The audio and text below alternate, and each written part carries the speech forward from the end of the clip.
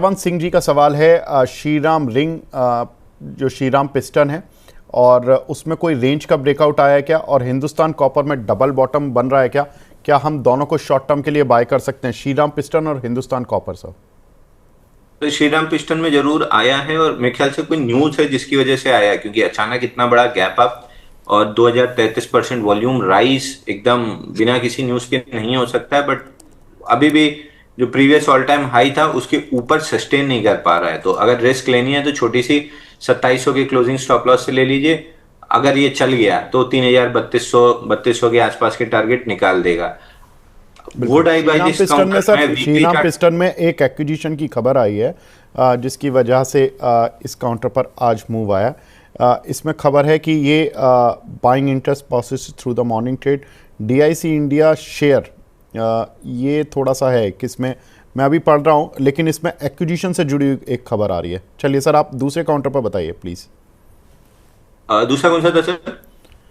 दूसरा काउंटर था Hindustan copper sir, जिसमें वो पूछ रहे हैं कि डबल बॉटम लगता हुआ दिख रहा है क्या। और दूसरा श्रीराम पिस्टन पे would I buy this counter? Weekly chart पे शॉर्टनिंग ऑफ थ्रस्ट दिख रहा है, मैं शायद नहीं करता। हिंदू कॉपर में कल फाइनली जो 360 का हम ब्रेकआउट एक्सपेक्ट कर रहे थे, 360 365 का कल आया है। 346% वॉल्यूम राइज है, 56 मिलियन का वॉल्यूम है। अब स्टॉप लॉस आप क्या बनेगा? कल का लो 342 के स्टॉप लॉस से अगर लेना है तो ले लीजिए। ऊपर में 420 के टारगेट खुल गए हैं। अब यहाँ एक चीज याद रखिएगा, पैसा बोलना हम देंगे। एक चीज याद रखिएगा, 56.6 मिलियन का वॉल्यूम था कल ब्रेकआउट पे। यानी अगर ये लो टूटा, जो कल का लो है, अगर वो टूटा और स्टॉप लॉस कटा तो ये पूरा जो 56 मिलियन बाई हुआ है, मान लेता हूं कि इसमें 50 मिलियन स्मार्ट मनी है, 6 मिलियन रिटेलर है। 50 मिलियन तो अपना स्टॉप लॉस काटना स्टार्ट करेगा और लिक्विडेशन आएगा, तो फिर लिक्विडेशन में 313 आएगा। तो स्टॉप लॉस क्यों जरूरी है, साथ साथ बताते जा रहा हूं। कटा तो ये 50 मिलियन बेचने आएंगे, इनकी सेलिंग एब्जॉर्ब करते करते शायद स्टॉक को 40-50 रुपए डाउन साइड दिख जाएगी। तो अगर लगा सकते हैं स्टॉप लॉस, 342 का लो है, 340 का स्टॉप लॉस लगा सकते हैं तो ही लीजिएगा, वरना मत लीजिएगा। दूसरी चीज, रिस्क मैनेजमेंट क्वांटिटी कैलकुलेटर आपको पता है कैसे करना है। 0.25% ऑफ द रिस्क वाला माहौल है, तो 0.25% से ज्यादा रिस्क नहीं लेंगे, क्वांटिटी उस हिसाब से कैलकुलेट करेंगे ताकि अगर लॉस हो 0.25% ऑफ द कैपिटल से ज्यादा नहीं जाए। ठीक है। इसमें एक खबर ये आई है कि company has announce that it has entered to a share purchase agreement with Grupo Antolin Ira USA.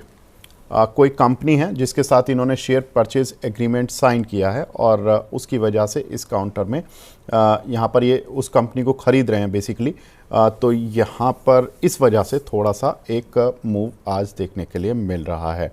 और ये एक अच्छी चीज़ होती है कि इंडियन कंपनीज बाहर जाके बड़े एक्विजिशंस कर रही हैं, और उससे होता क्या है कि फंडामेंटली एक स्ट्रेंथ दिखाता है कि कोई कंपनी ऑर्गेनिक ग्रोथ के साथ साथ इनऑर्गेनिक ग्रोथ पर भी जा रही है, यानी कि अपने प्लांट का एक्सपेंशन नहीं कर रही है ऑर्गेनिकली, इनऑर्गेनिकली दूसरे के प्लांट का भी एक्विजिशन कर रही है, यानी कि पैसे वाली कंपनी है, पैसा है। ये एक स्ट्रेंथ दिखाता है कंपनी की। अगर वो लॉजिकल एक्विजिशन कर रही है, उसकी कुछ सिनर्जी होनी चाहिए, लेकिन गलत एक्विजिशन और उल्टा मुश्किल में डाल देते हैं कई बार।